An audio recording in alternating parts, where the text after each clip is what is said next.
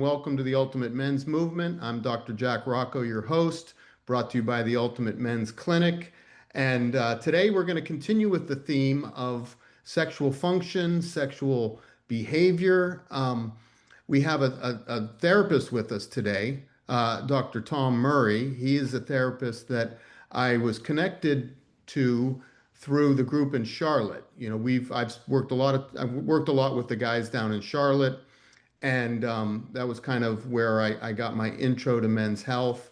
And through Hunter Hansen and that group down there, they introduced me to Tom, and he was kind enough to agree to come on and speak about his practice and his experience as a sexual therapist. So welcome, Tom. Thank you for joining us. Well, thank you for having me. It's a delight. Great. Okay, so I'm just going to let you, feel free to just freelance and talk about your practice. I know you also wrote a book, and your book, the title intrigued me right off the bat. I think it's appropriately spicy and nerdy both at the same time. And Right. I think we deal with that a lot. It's like you want to keep sex spicy, but there's definitely a lot of science, a lot of anatomy, physiology that goes along with it. But the title of your book is Making Nice with Naughty. The subtitle is An Intimacy Guide for the Rule-Following Organized Perfectionist, Practical and Color Within the Line types. So You got it. that's a mouthful and a brain teaser to be sure. So go ahead, Tom, take it away and tell us a little bit about yourself, your practice, and the inspiration for that book and very interesting title. Well, I've been a marriage and family therapist now for this is the year that I've crossed the halfway mark. So half of my life I've been a marriage and family therapist, and around 2014 I decided to pursue the specialization in sex therapy through the American Association for Sex Educators, Counselors, and Therapists, which is really the premier um, uh, uh, sexuality certification for particularly non-medical professionals. And then in 2017, I opened up my current private practice, which is a Path to Wellness here in Greensboro, North Carolina. And it's really a niche-based practice, primarily serving clients with sexual health issues of a mental health nature and their intimate relationships. And what I found particularly during the pandemic, I found that I could predict the quality of a couple's sex life by asking just one question. Hmm. Are you be careful parents? Be careful, be careful. Or are you have fun parents where their children are allowed to take risks and there's not this immediate need to go protect them from jumping off the monkey bars? And people with the couples that had the sexual issues were often the ones who were the be carefuls, that they had this anxiety that was an impediment to their ability to literally make nice with naughty, that they felt like they couldn't take risks in the bedroom. They couldn't show up authentically because they were risk averse, threat sensitive, or rejection sensitive. And so making nice with naughty is identifying that there is a psychological temperament called the over-controlled temperament that is at the root of a lot of people's sexual problems. Now, do you find that you interesting that you clumped both of the members of the relationship into an either or situation? Do you find that sometimes you get the ones that are, the woman or the man or whoever is one type and the other is another type. So do you find incompatibility with that have fun and be safe uh, It, it's mindset? uh, it's because these are temperaments. Temperaments fall on a continuum, and so the more extreme, if you will, the temperament, the less likely that they will attract someone on the opposite end, right? So if we look at extroversion, introversion, which are two of the most famous temperaments, someone who's extremely extroverted isn't likely to pair bond with someone who's an introvert.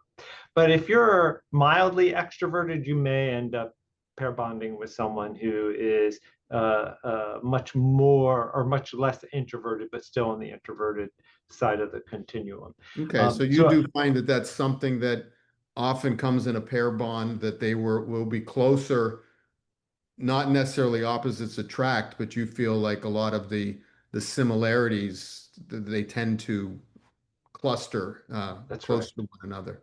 Yeah, that's at least my experience. Sometimes people will appear as if they are much more risk takers, like they'll jump out of airplanes and parachute. But these are people who spend months studying the company before they jump out of the plane. They are checking and rechecking their packs to make sure it's perfect. You know, they do a lot of routine. So they may still take risks, but they're quite calculated risks. Okay, that's interesting. So the and do you think and you're saying that the risk takers have a more fruitful sex life? Is That's that right. kind of Yeah, your yeah. So they're the ones that are going to be more experimental. They're the people who make nice with naughty are the ones that recognize, oh, I pay the mortgage for the whole house. I don't have to just have sex in the bedroom, right? Or yeah. they're so routine oriented.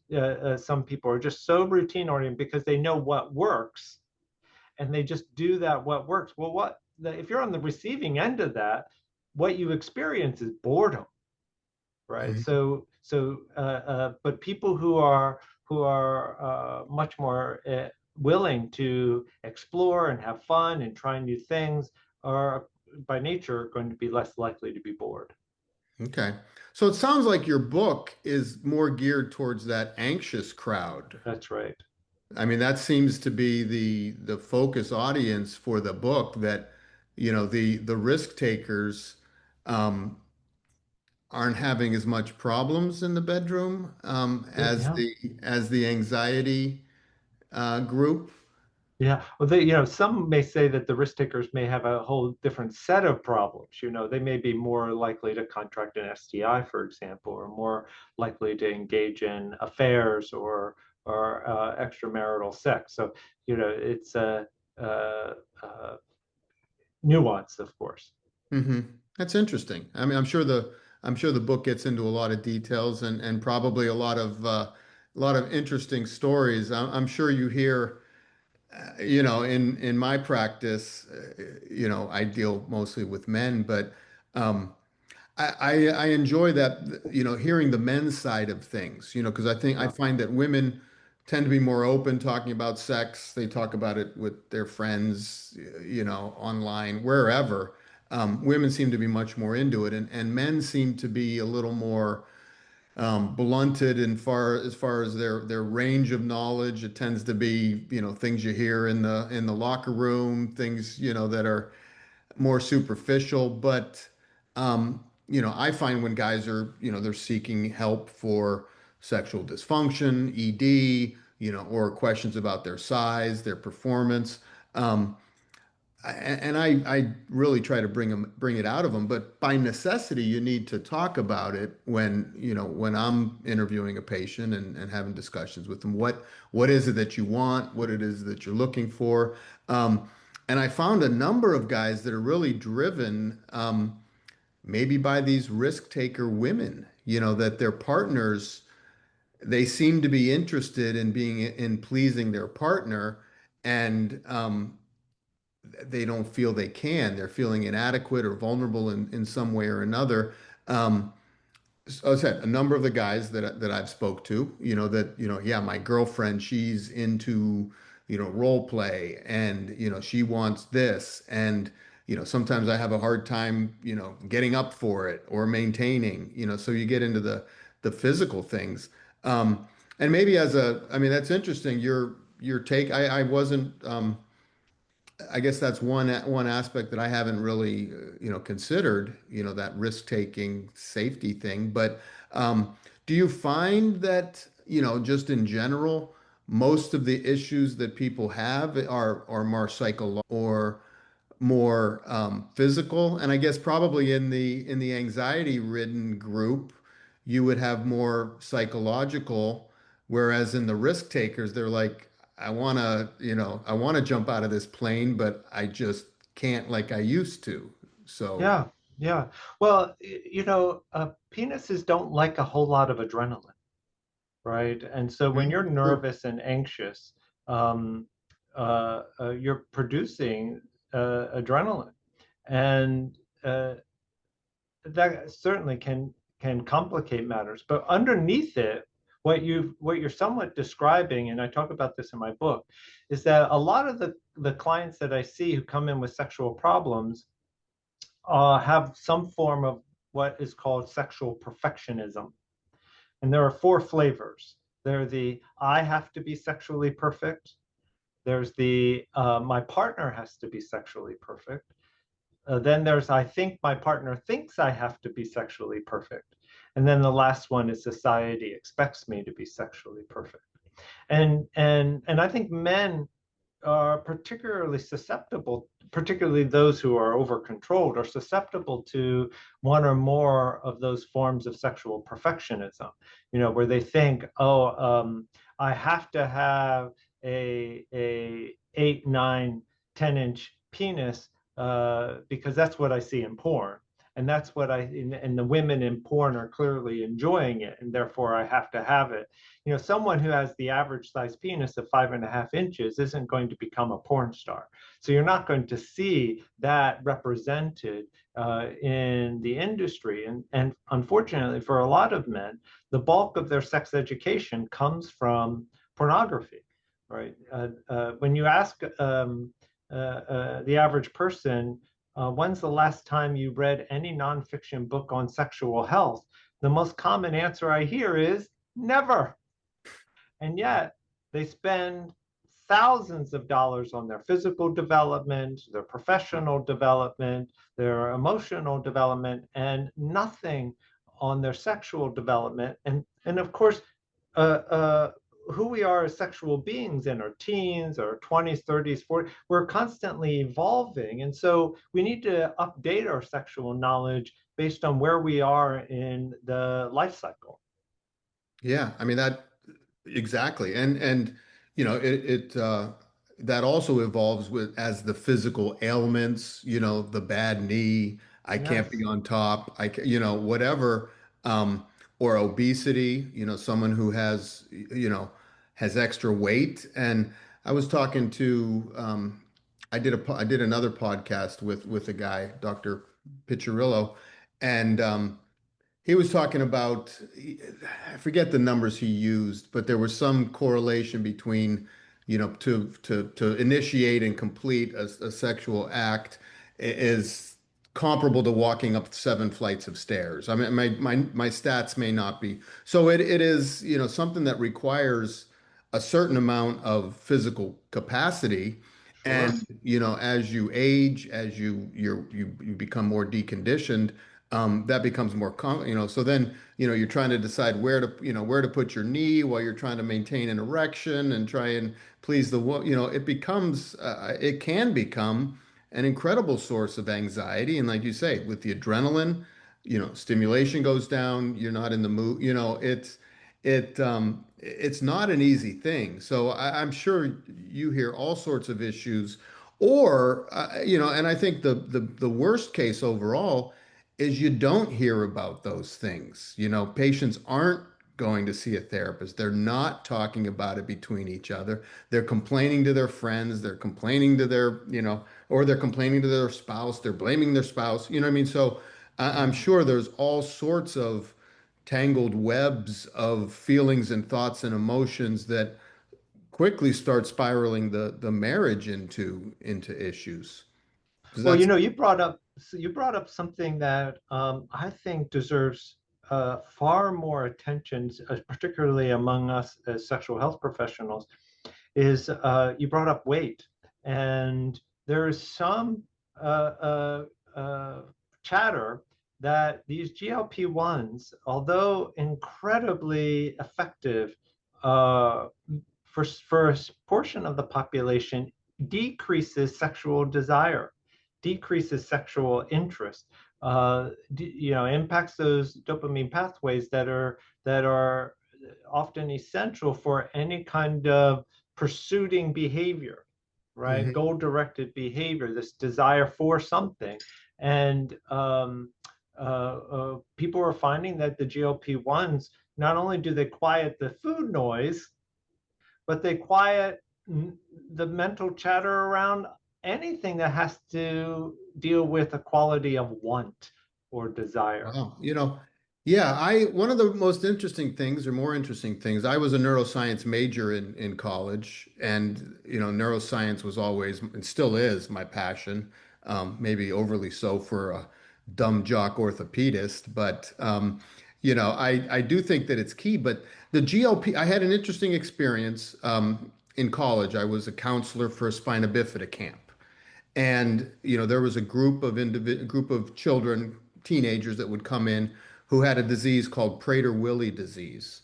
And this is something that the centers, the pleasure centers of the brain um, aren't are poorly developed, so that they never achieve satiety with food. So they have Mm, huge eating disorders, obesity, and we they would come in and we'd have to try to train. I wasn't in that group, but they would try to train them to, moderate their food intake. But the parents are suffering. I mean, they're locking cabinets with, the kids are found in the refrigerator in the middle of the night.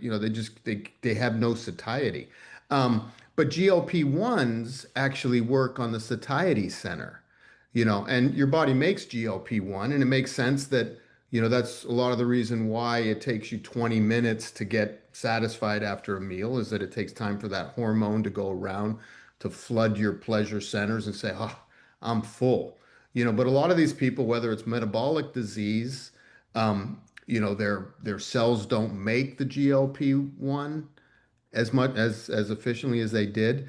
So the brain isn't getting that signal. So they just continue to eat. And it's like, well, I need a dessert. Maybe I'll have another drink. Maybe I'll have another glass of wine.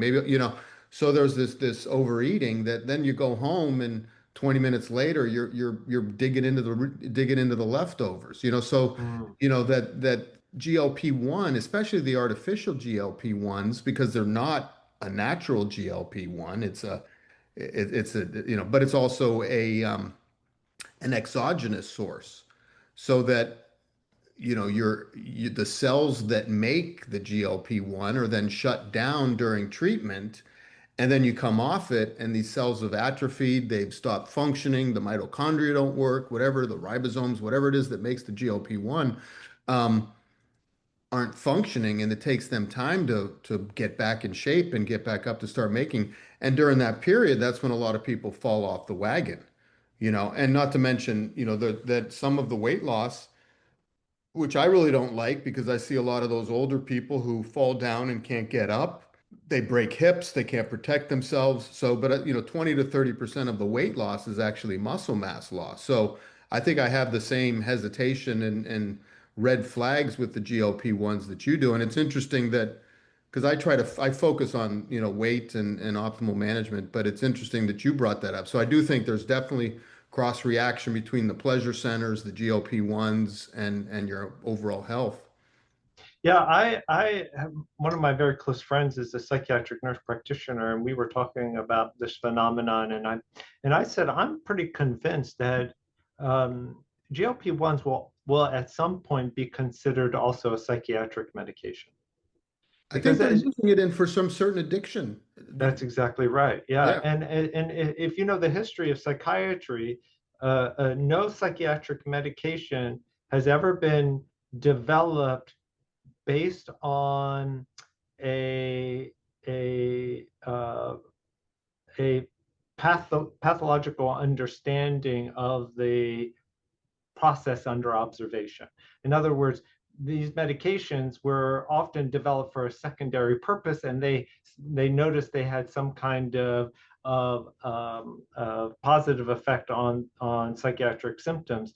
And I see this happening with people who have very extensive food noise, and it's the miraculous cessation of that noise. that for a lot of people can be very distressing. And so when you see that appear when it comes to substance use, for example, even OCD, but then you have a falling in love, which means a limerence. Limerence is that condition at the very early part of a relationship where you obsess about somebody, Hmm. right? And they call it the only socially acceptable form of mental illness. Um, but I'm concerned that there is, what is the long-term impact of eliminating those good obsessional qualities, particularly when it comes to intimacy. So do you think it affects that feeling of love if you're on a GLP that you don't necessarily, is that what you're saying, or am I? Yeah, I think so. I For some You're, people, yeah. So you're not going into that la la gaga over this guy girl right. because your pleasure center is being stimulated incessantly now, by this GLP-1, so you don't crave food, but you also don't crave sex. You also don't crave going Right. out and playing with the kids, going to a Hmm. baseball game. So there's some dopamine pathway deregulation or dysregulation or interruption. That's a I mean, great theory. it's Yeah, just and because so many people are on these drugs right now, we're just getting more of that volume of yeah. data that is pointing to some of these unexpected observations, and because people are on them for so long. But there's more articles of people getting divorced. Uh, it's correlation. People get divorced all the time, and so Causation, many not people core. are Yeah, on it. yeah. um, but I think it's an important um, discussion point for physicians or prescribers to have with their patients. Yeah, I mean, not to be skeptical or cynical or whatever the word, or both, but how many times have we heard this? The latest greatest hype and hope, even insulin. I mean, insulin clearly has saved a lot of people with type 1 diabetes. But when you think about it, I look at, insulin in a lot of ways, especially for these type 2 diabetics. I look at them as they're insulinaholics. There's someone who's been subject to insulin, insulin, insulin. They never go, insulin stays in your system for 12 hours. So you eat a meal. If you never go more than 12 hours without eating, you constantly have insulin. And I'm a big Mm. proponent of fasting. I think you need to get off the insulin, let your body wake up, start catabolizing, start, other processes. But people who are type 2 diabetics, have insulin in their system 24/7 for decades. And then what's the treatment? We give them more insulin. So I say it's like if you have a guy come into your office and say, you know what, doc, I used to drink 3 or 4 beers a night and that would do me in, but now I have to, I'm not getting drunk off 3 or 4 beers.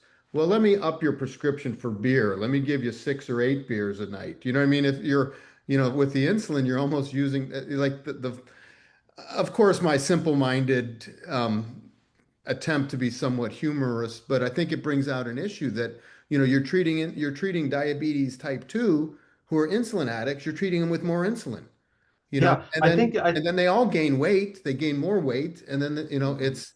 and they become less sensitive to insulin. So same thing Yeah. with the GLPs and the brain pathway. Your body has all these feedback loops that correct themselves. We're not meant to be all on or all off on anything. It's a No. it's a variance. I'm a natural skeptic and gadfly from my own profession, and really try to avoid anything that sounds conspiratorial. That being said, I think our food supply, being so highly processed, is Yes. inherently addicting.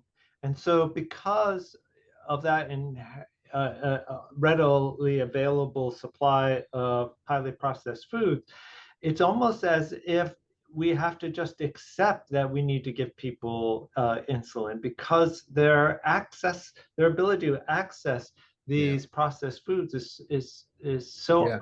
Which is yeah, I mean that's a lot of the reason why I recommend fasting, abstinence, that um the food is horrible and I'm as guilty as the next guy. I'm hungry, I'm driving, I'm on the road, I stop for gas, they got a Popeye's chicken there. What's a guy to do? So, but then yeah, I feel horrible afterwards or if I go home to my family, big Italian family, come on, eat. You don't want to eat. You don't want to have. You don't like my salad. You don't like my. You got to eat everything, or else you don't love them anymore. yeah, So I usually get in the car with my kids on the way back, and I'm like, I'm doing a 72-hour fast. I have to reset. But I do think that I think I mean, for me, the fasting element of things makes sense. Just you're not eating. Instead of trying to find good food, or just, the perfect meal, which doesn't have chemicals, it doesn't exist. Even farm food is, in, deplenished soils and chemical, so the best way is just don't eat. For me, that's a simple-minded food on, food off. Well, we yeah, kind of we yeah. kind of veered, but I think that's We did. interesting that these our fields are so, the physical and the mental. Well, Um, and and what, ironically, if you look at the literature of how sex is discussed, it's often discussed in the language of food. The metaphors are often, sex is sweet and delicious, and all of these kinds of words that we use for sex are words yeah, that we take from food, and so it seems logical that we are seeing these issues pop up with people's sex lives as it relates to this medication that's about limiting food. yeah. Now, do you think in general, of the things you see, do you think you see people that come in, and I'm sure there's no pure one thing or another, but you see more psychological aspects of life, like and I even want to get into a little bit about religious, a lot of religious taboos and guilt with Right. sex and guilt with taboos and perversions and kinks, that people may be curious of and don't feel they want to bring them into their marriage. They're finding them elsewhere, either online or through extramarital affairs. Um, what's the range of things you see just in general as far as people coming with physical issues, coming with mental issues, coming with spiritual issues or Yeah. taboos or all three combined? What's your mix, I guess, of ailments and issues? Well, I'll first start as a sex therapist. We don't use the word taboo. We use tabooby. Tabooby. You just knocked that word right out of the work. um, Talk about so being immature, Tom. yeah, yeah, yeah, I don't feel you so gotta have a bad. laugh, Yeah. right? Um, so a lot of the referrals I get are from physicians who have medically cleared them. And so they do not appear to have any kind of medical issue that would explain their symptoms. And what I find, even when I refer to someone for a workup, there is not a very strong correlation between someone's report of low sexual desire and hormone balance. Their labs tend to be within range, but it doesn't necessarily work the other way. Someone whose labs are suggesting an issue will often report having sexual issues. So I'm a therapist who does uh, uh, respect other professions and want to rule out biological explanations so that I'm not inadvertently creating a clinical relationship where my interventions are going to fall flat.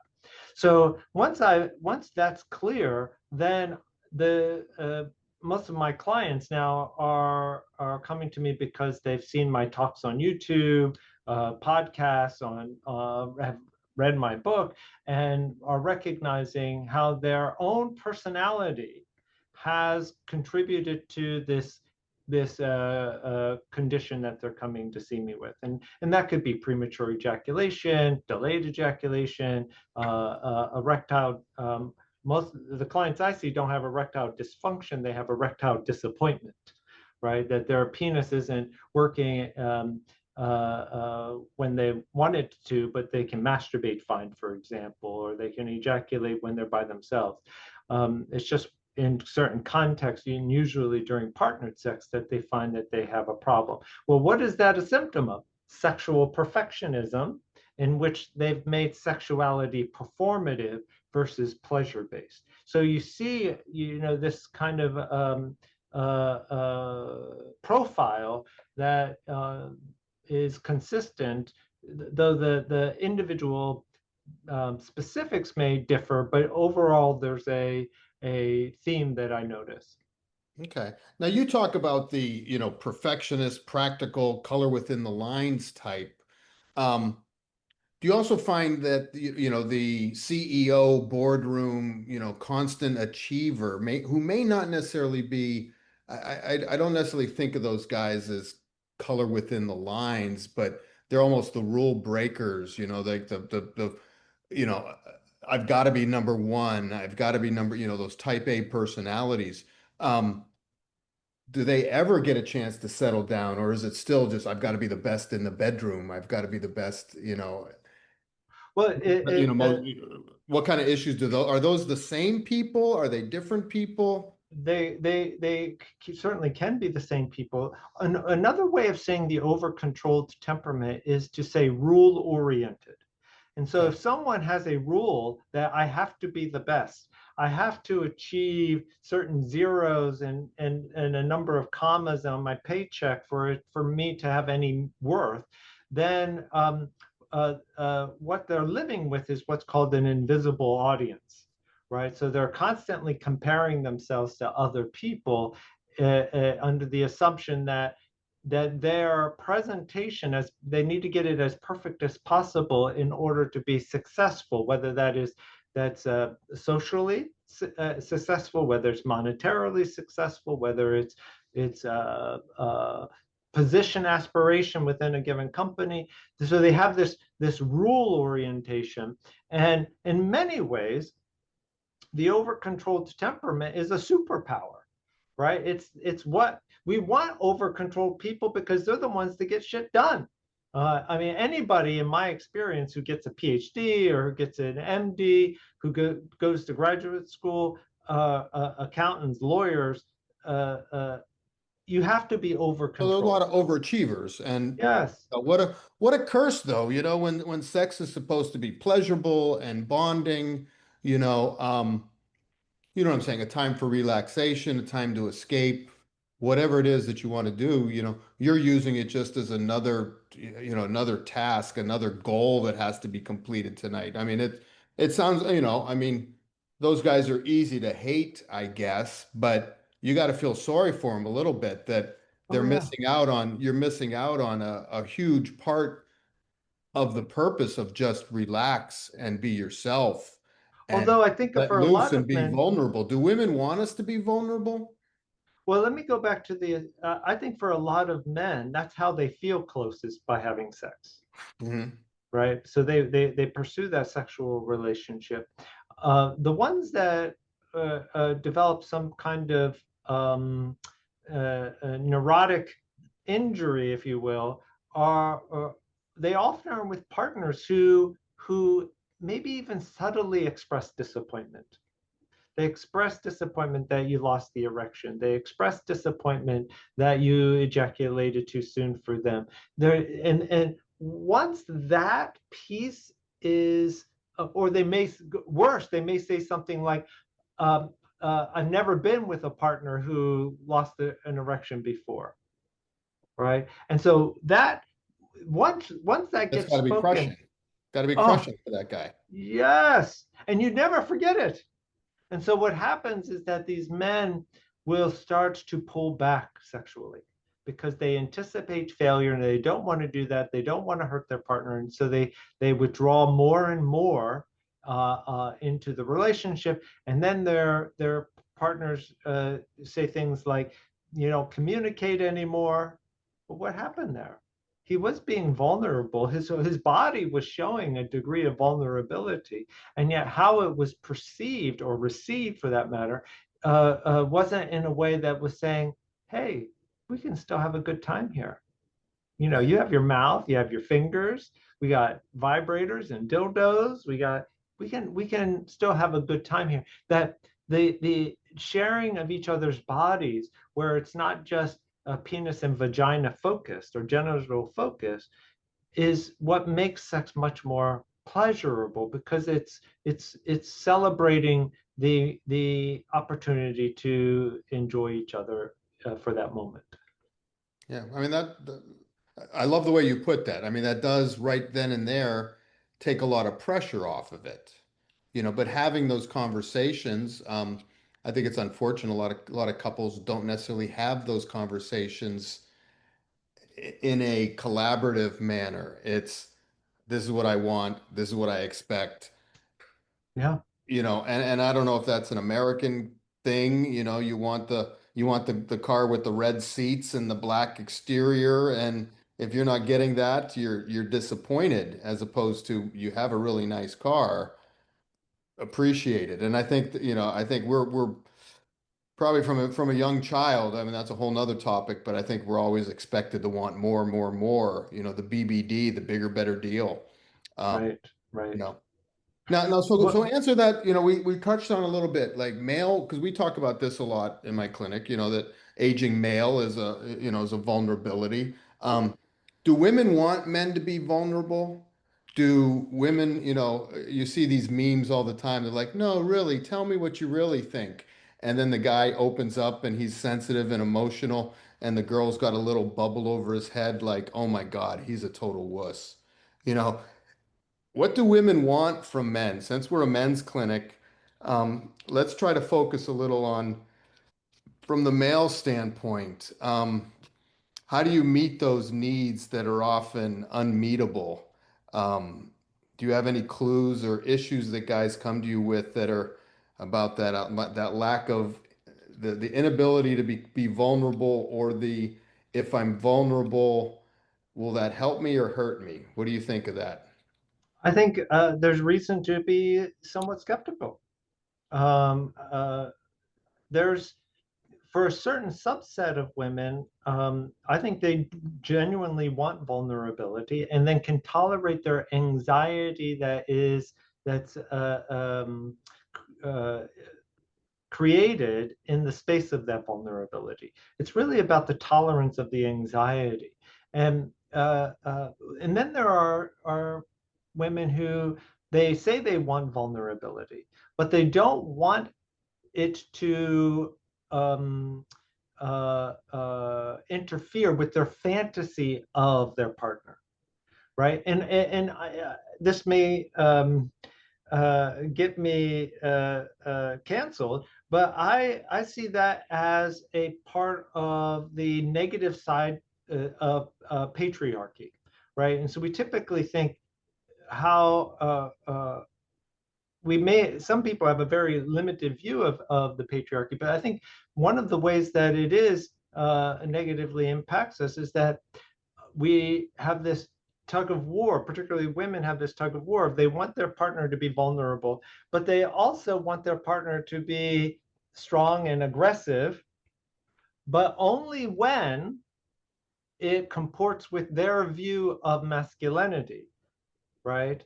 And that's it. That doesn't embrace the totality of what it means to be a human and what the totality of what it means to be a man. Right. And I think I clearly I deal with a lot of this, and that idea for the I think when I was newly married, there was this little toy that was like the perfect man, and you pull a string and it's like, yes, honey, I'd love for your mother to come this weekend, and he says all the perfect things, Yeah. and I do think there is some expectation of that, but also, there's a bad guy at the door, or there's a big spider over here. And you can't be the one running away from the spider, etc.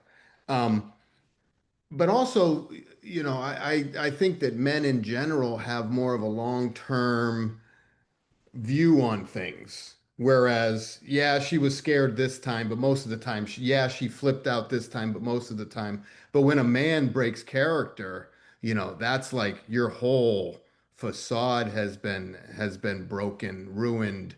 I never knew you could be like that. I never knew you Well, could be, I mean, like there seems to be yeah.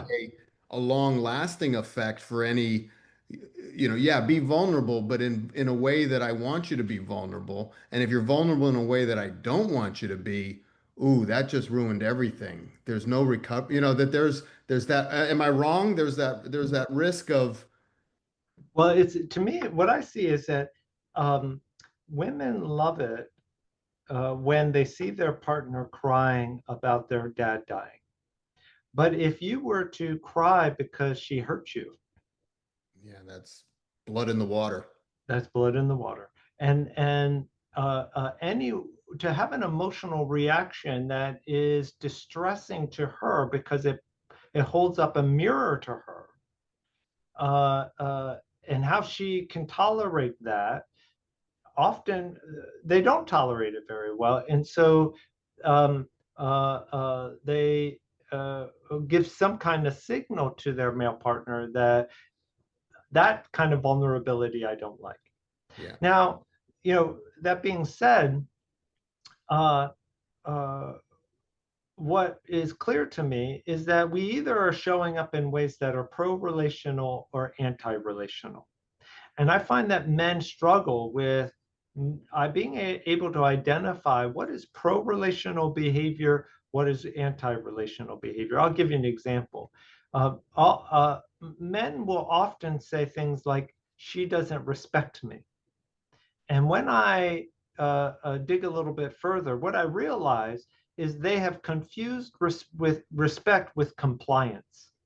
She's not agreeing with me. She's not doing what I want, doing what I say, and so they interpret that as disrespect. When that disrespect or respect is really honoring the autonomy of the other, right? It's being okay with the differences between you, right? And when a woman feels like they are being demanded to comply as evidence of respect, you're naturally going to get resistance. And that resistance can be overt, but it also can be covert, such as decreased sexual desire. There's the Yeah. principle that we talk about in family therapy that it's called the principle of least interest, which simply says that the person who is least interested is the one who has the most control. I mean, you can see that, and I'm not going to go down this road, but you see that women can be uninterested. They can utilize that like a maestro. That fine with me. I don't. I mean, they will go to the ends of the earth. Just I'm generalizing, and I don't want to do that, but I've been in Yeah, those arguments where you're not going to win. Even yeah, if it's not a good idea, and it doesn't matter. You're yeah. you're committed to it if she is. And the old happy wife, happy life mantra. All right, Well, I let's think go. if Go I can ahead. just explore that a little bit, I think the opposite of it is that often men pursue sex with their partner as if they are texting someone down the street for a booty call. So they'll go up behind their partner, maybe their wife is at the kitchen sink or doing something, and they'll whisper in the ear, "Hey, do you want to have sex?" Right? Mhm. Well, when that's not how women think about sex. Yeah. Where men are, what we call there are three types of desire. Spontaneous desire is the one most similar or most familiar to men. Um, but women are much more likely to have contextual desire. So the question should be, before you go up behind your wife and whisper in their ear, the question should be, how have I been treating my wife for the past 2 or 3 days? Have I been treating her in a way that builds up that sexual interest?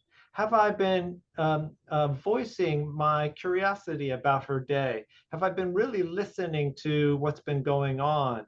Um, or have I just kind of taken a seat back? But I get this desire spark, and I want to go and just flirt and think I'm going to get a You positive can't. response. No, you're right. It's more of chess, not checkers. No, Especially you're within monogamy, right? Because yeah, monogamy has with its has is an institution that is inherently difficult because what monogamy does is that it artificially removes competition. And when we artificially remove competition, the thing that we have loses some of its luster. When we know other people want that resource, the thing that they want becomes more valuable to us, right? So yeah, monogamy removes that. And so we have to be much more sophisticated in how we think about sex and sexuality, particularly if you're interested in monogamy. yeah. But let's, because that was one of the things that yeah, great point, great point. You know, um, and I know this is one thing that a lot of people, a lot of couples deal with, but the idea of my book was based in nurture and nature, conflicting what's your natural self, what's your nurtured, developed self, culturalized self.